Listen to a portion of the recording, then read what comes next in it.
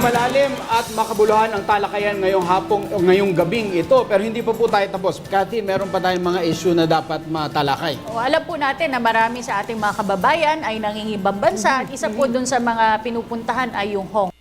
Maging yung mainland China. That's right. Apektado po kaya ang ating mga kababayang OFW. Kasama po natin ngayon sa puntong ito. Kararating lamang po sa ating studio si Ginoong Ramon Casiple, isang political analyst. Magandang gabi po sa inyo, Sir Mr. Casiple. Magandang gabi din po. So sa inyo ko na po ibabato yung aking tanong, yung ating pong mga kababayan na OFW, gaano po sila kaapektado dito sa pinag-aagawang teritoryo ng Pilipinas at China? Wala pa naman siguro, no? Kasi kahit ang China at ang Pilipinas ay nagsasabi na ang relasyon natin ay mas multilateral, multidimensional, at yung mga away sa South China Sea o West Philippine Sea ay isa lamang. So yung ating mga OFW sa kasalukuyan, sa China, kahit sa Hong Kong, ay hindi pa naman apektado. May sariling mga issue dyan, definitely. Pero hindi siya ganun ka-apektado pa. Hindi natin masasabi sa future kung tumindi ang mga away, pero as of now, wala pa. Ginoong Rosa, yung business sector po ba ng China ay gumagawa para maiwasan yung problemang politikal na magre-resulta sa effect nga doon sa business relations? Alam mo, siyempre nakikiramdam silang lahat. No? In the same way that the Filipino-Chinese businessmen are nakikiramdam din kung ano nangyayari dito sa ating bansa. But I think the businessmen in China and the businessmen in the Philippines have a common value. That's to make money. And so long as they're making money, they're gonna avoid the political issues. And they will just concentrate on the trade issues that are coming back and forth. Ngayon, is the situation going to hamper the flow of trade between the Philippines and China? Is, of course, their big issue and their big question. But I don't think, as our good friend here is saying, I don't think that's going to be affected immediately anyway. Nobody can tell what's going to happen tomorrow. But for the moment, I think business is going on as usual without too much roadblocks in the way. Asek Jose, alam po natin na binigyan hanggang December 15 ng China para sagutin yung claim nito sa West Philippine Sea. Pag hindi po sinagot, ano po ang magiging sunod na hakbang ng Pilipinas? Sabi na po ng China na hindi sila magpa-participate at hindi sila magsasubmit ng counter memorial. So, sa aming pong timetable ay palalagpasin po ng court yung binigay nilang deadline na December 15 para sa China. And after that, they might, well, definitely the case will proceed with or without China's participation. Pero after nung time na binigay para sa China to respond, I think the court will have to reach a decision based on the written arguments submitted by the Philippines. Alright, yung ating mga studio audience, may katanungan pa. Kirby! Alright, maraming salamat, Attorney Mar at Cathy. May karagdagang pang katanungan yung ating mga bisitang estudyante. Unahin ko na si Joy de San Jose galing sa Fiati University. Joy? Magandang gabi po. Yung question ko po kay Asek Charles po. Kumusta po yung lagay ng mga fishermen, yung Chinese po na nahuli po sa territory natin, yung sa pawikan po? May nakasuhan po ba? Kasi di ba po yung 10 po yung natira po sa yung isa minor de edad po. Kumusta na po sila? 11 po yung nahuling mga Chinese fishermen sa may Hasa-Hasa Shoal at 2 po doon ay minor de edad kaya pinabalik na po sila sa China. So may natitira pong 9. At ngayon po under detention pa sila at isipan pa po ng prosecutor's office kung anong possible charges po. Pero nagpahayag din po ang ating Pangulo na as much as possible i-apply po yung provisions ng UNCLOS para consistent po tayo. No? So, dalawa po kasi pwedeng i-apply ang provisions ng UNCLOS, pwede rin i-apply yung domestic laws natin, yung fisheries code. So, mas mabigat po yung parusa under ng fisheries code. Kaya, nasa buti kung ma-apply yung provisions ng UNCLOS, mag-post na ng bond and pwede na silang palayain. Of course, confiscate yung harvest nila. No? So, nasa ganitong stage pa sila, under detention, wala pang kasong nasasampa at next step na gagawin. Maraming salamat po sa inyo, Ase Jose. Sunod naman, galing sa La Verdad Christian College, si Rachel Delphine. Rachel? Magandang gabi po. Tanong ko po para kay ASEC Charles Jose po. Paano po mabibigyan ng proteksyon yung mga kababayan natin na nasa China po sa mga posibleng diskriminasyon kaugnay po sa alitan ng China at Pilipinas sa West Philippine Sea? May experience na tayo dyan, no? Nung height ng standoff sa Panatagsyon noong April 2012. Well, una-una, nag-impose ng ban on China on tour groups going to the Philippines, which lasted for 6 months. At naghigpit din sila ng quarantine inspection para sa ating mga banana exports to China. At bukod doon, medyo humigpit din yung immigration nila, no? Para sa mga Pilipino nagtatrabaho sa China. So, hindi posibleng hindi mangyari. But sa ngayon naman, wala pa naman kami natatanggap ng reports na hinihigpitan nila Pilipinos na nagtatrabaho sa China, either naghihigpit sa pag-issue ng pag-renew ng visa or mga ganyang bagay. But umaasa tayo na China will not resort to that kind of measures para makaganti sa Pilipinas. Alright, maraming salamat po ulit, sir. Sunod ulit, galing ulit sa La Verdad Christian College sa Caloocan, si Jonel Hernandez. Jonel? Magandang gabi po. My question is for Attorney Charles.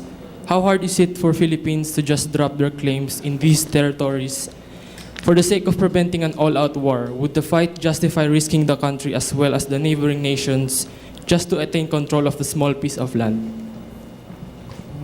Hindi madali yun kasi for any self-respecting state, no? Yan ang components ng isang state. Dapat meron kang sovereignty, meron kang territory, meron kang government, tsaka meron kang people. Tsaka yung officials natin, led by the President, they're sworn to uphold our Constitution and our laws. Kung pababayaan niyang makuha yung territory natin, kung hindi natin makapag-exercise sa mga territory kiniklaim natin, pwede siyang ma-impeach. So, for any self-respecting state, kahit gano'n kang kaliit o gano'n kang kahina, hindi mo pwedeng basta-basta i-give up ang iyong territory at i-give up ang iyong sovereignty.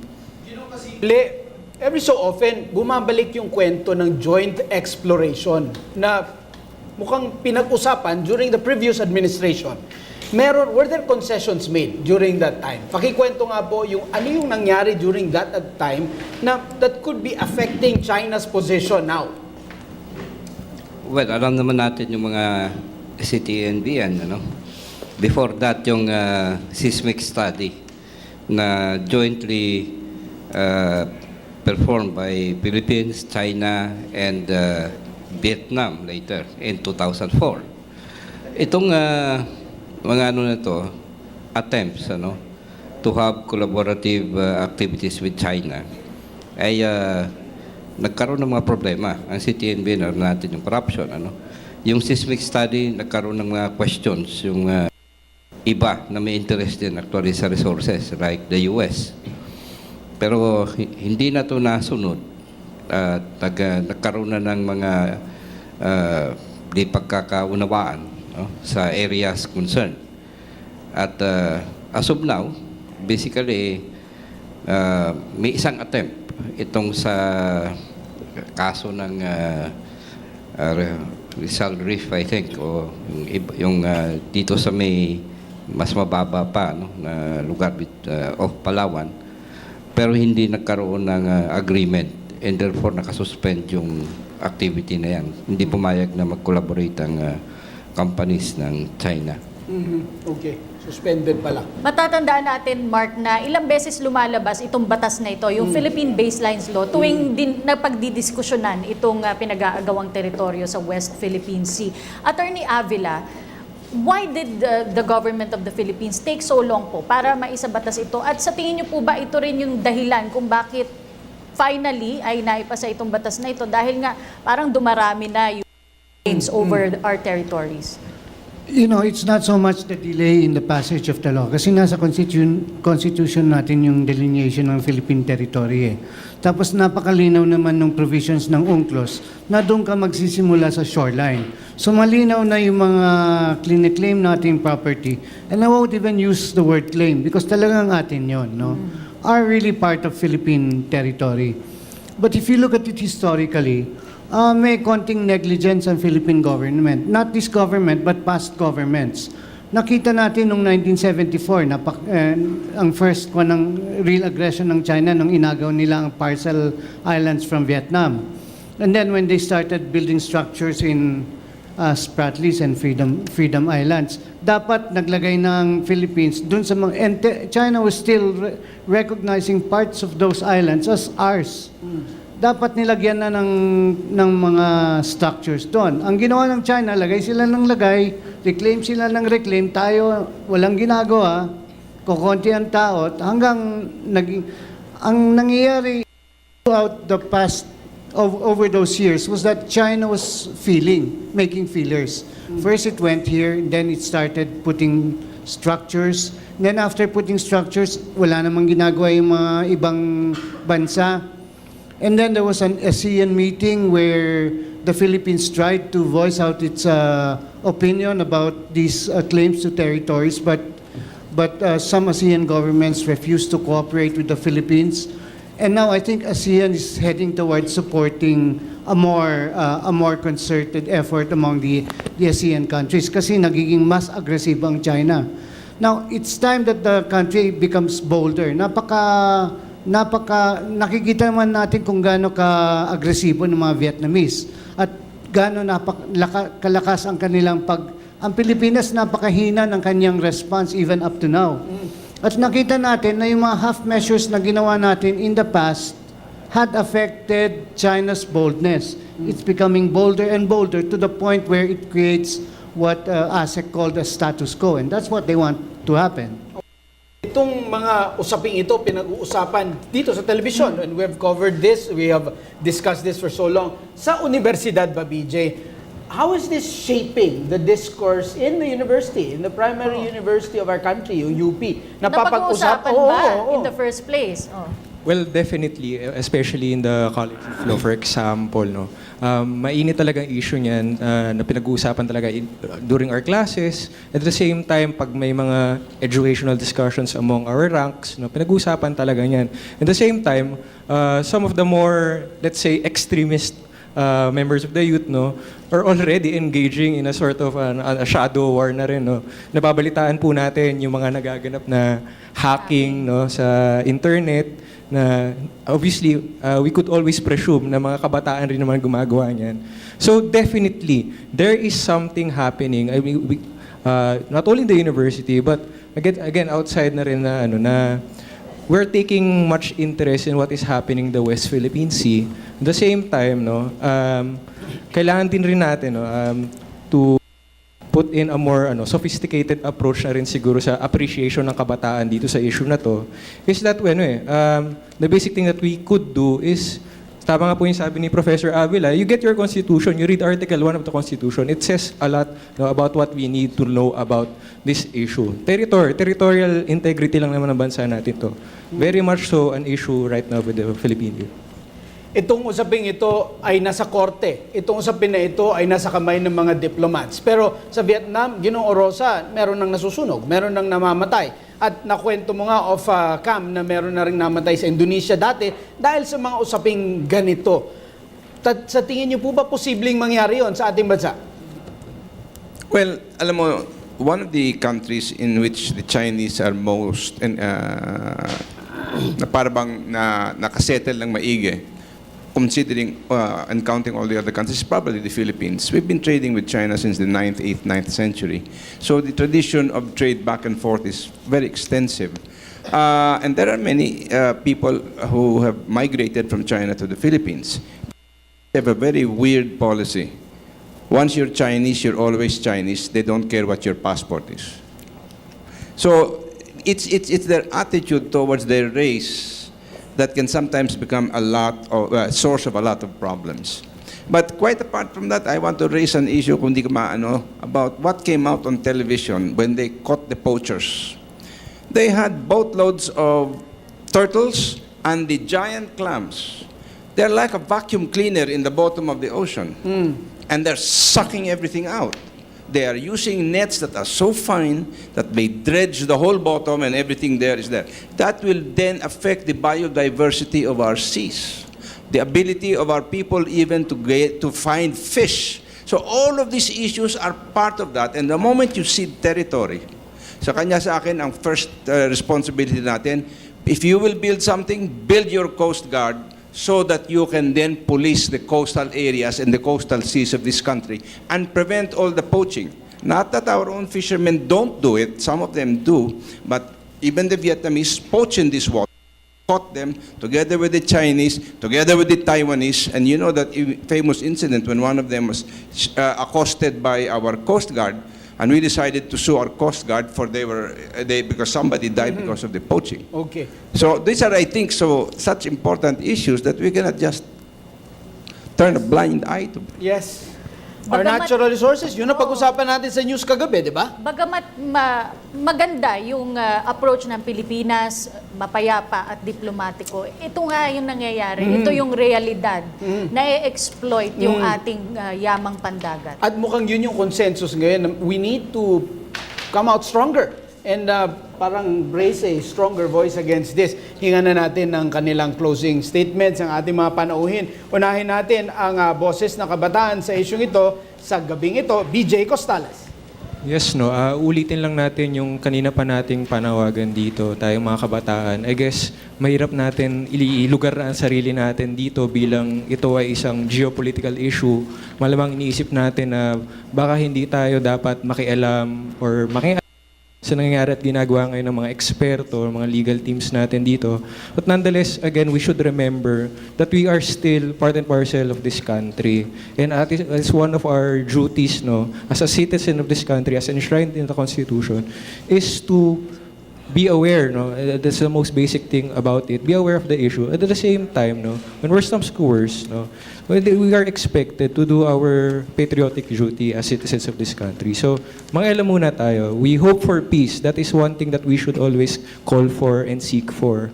But then again, no, when worse comes to worse, as I've said, we should be ready. Thank you. Project Coordinator ng Freedom Land, Mr. James Mangan.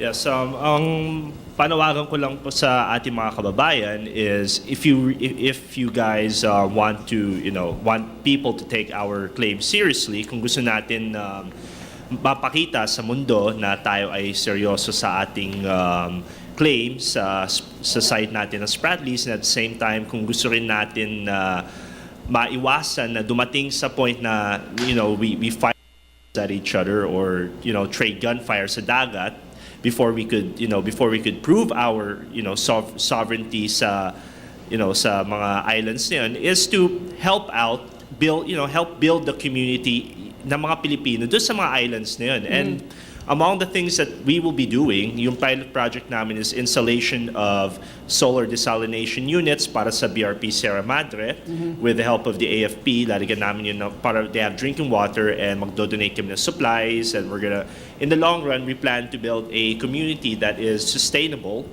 and at the same time that is not dependent on everyone else, and where they would have better living standards. And if you would like to know more about our projects, we have a Facebook page. It's called "It's No Fun in Pagasa," and we have We have also a Twitter. I forgot the exact Twitter ID. It's on the page. We also have the Bantay Kalayaan Spratlys Islands, which is also a page, and we're currently running a donation run, in where kung sino sa inyo na who can provide to help out, you go to our page, you could email us, you could email me directly, and we could actually you could actually donate whatever you can para matulungan natin yung mga kababayan natin sa Spratlys na who needs the most help. Thank you very much. At huling mensahe naman, Constitutionalist Attorney Rudyard Avila. Good evening.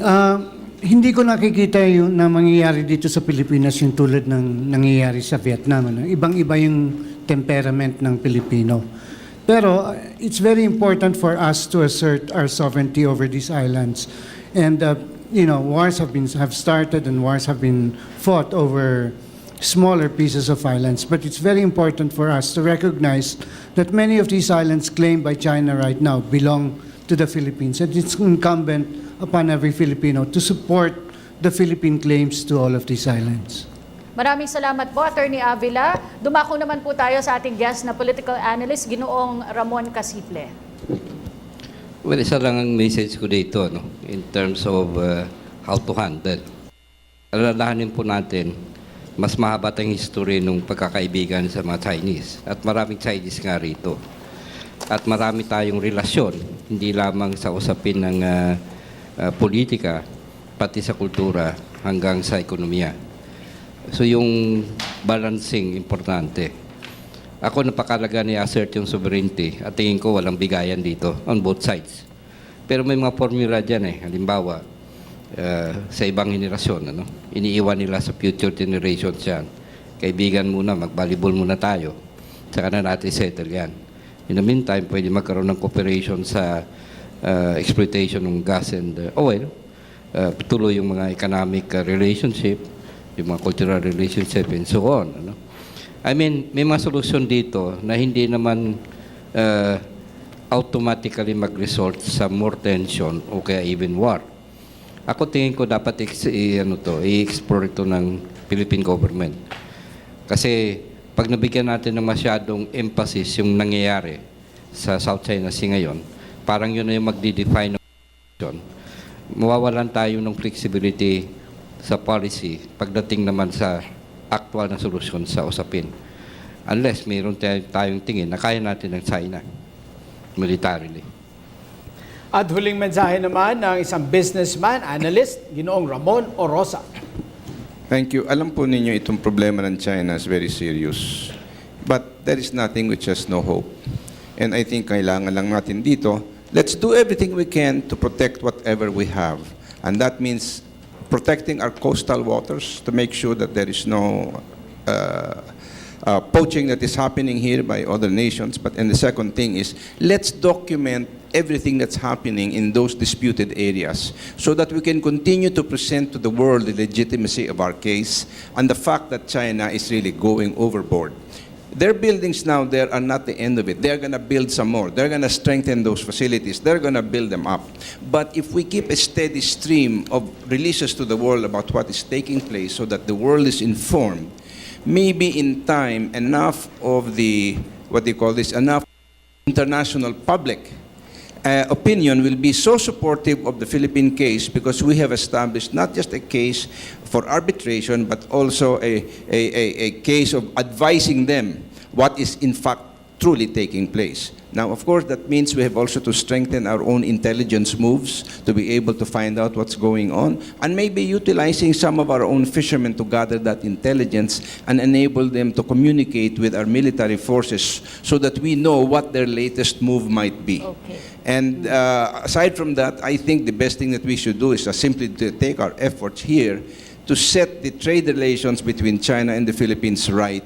Let us not allow so much smuggling of Chinese goods into the Philippines to come in. Let them follow the law and not just money. Okay, and that's it. And I think beyond that, I don't know what else we can really do other than some of my suggestions of maybe going into a trade pact to share the wealth of the West Philippine Seas with them in terms of guaranteed output Supply. percentage to go to them. Okay, maraming salamat at mensahe po mula sa ating legal attorney JJ Atienza. Sa usapin ng territoriality at saka sovereignty, salat man tayo sa armas, siguro una nating dapat na pangalagaan at palakasin yung sarili natin, yung kasarinlan natin. From our own identity, there we shall draw our strength and hopefully resolve this issue regarding what is supposedly ours. At huling mensahe naman mula sa Department of Foreign Affairs Assistant Secretary Charles Jose. Bago po kami nagsampa ng kaso laban sa China, arbitration case, ay nagpa-conduct kami ng isang survey. At lumalabas sa survey na 93% ng mga Filipinos sumusuporta doon sa stand namin that we should defend what is ours. So very important yung naging result ng survey na yun. So nagsampa tayo ng kaso. And many countries and the international community have expressed their support to the peaceful settlement of disputes. Pero pinaka-importante dyan ay ang suporta ng mamamayang Pilipino. No? So sana you would continue to support the moves of the government and rally behind our President.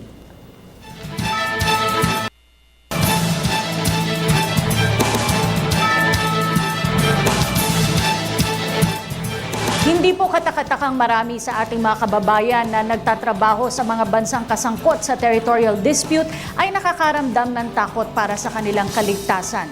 Kung ano man po ang kahinatnan ng isyong ito, naway wala pong inosenteng OFW ang maipit sa gulo at mapahamak sa nasabing tensyon. Ako po, si Cathy San Gabriel.